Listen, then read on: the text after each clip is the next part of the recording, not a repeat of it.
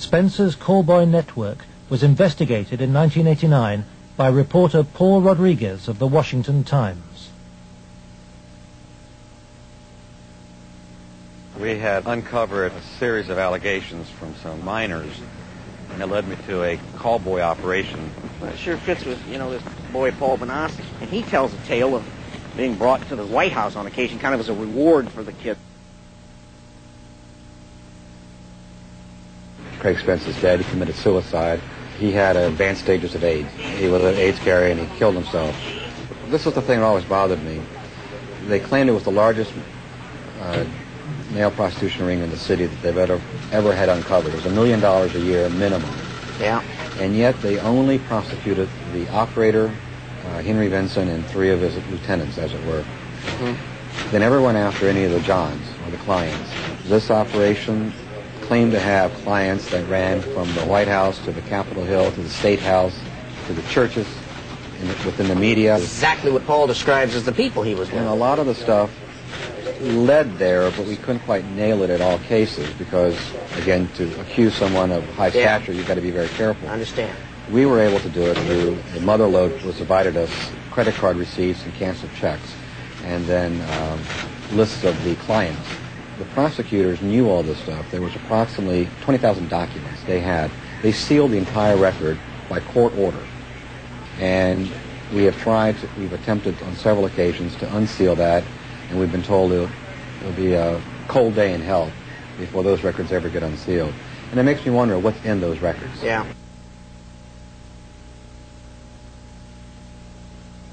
John DeCamp believes that the legal system is still being subverted and that the people protected are still at the heart of the American establishment.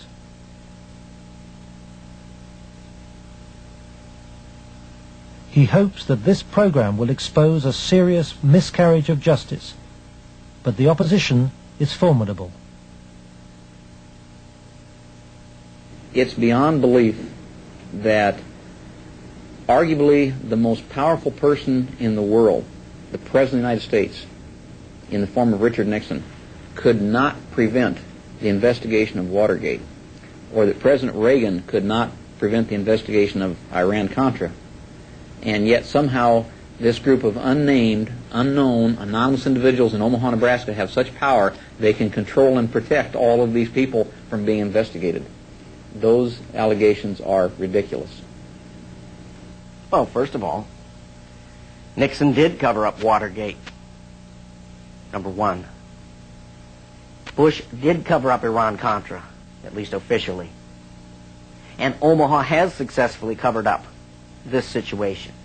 In each case, it was the press that exposed the problem. It wasn't institutions of government. They had been corrupted. They had been compromised. They were the ones doing the cover-up.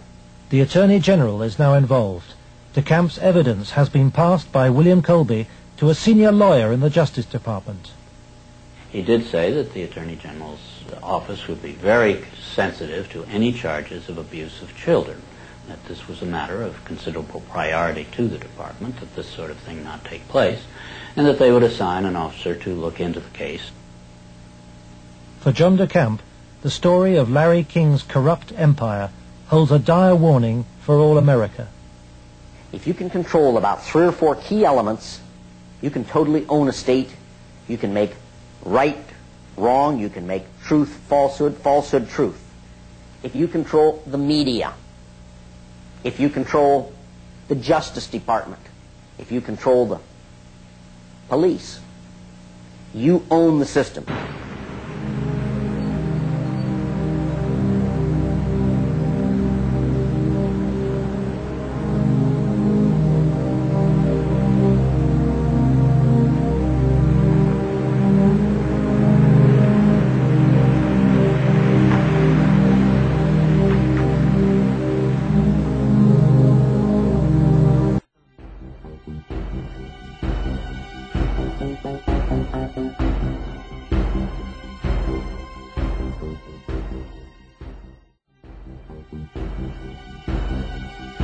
Thank you.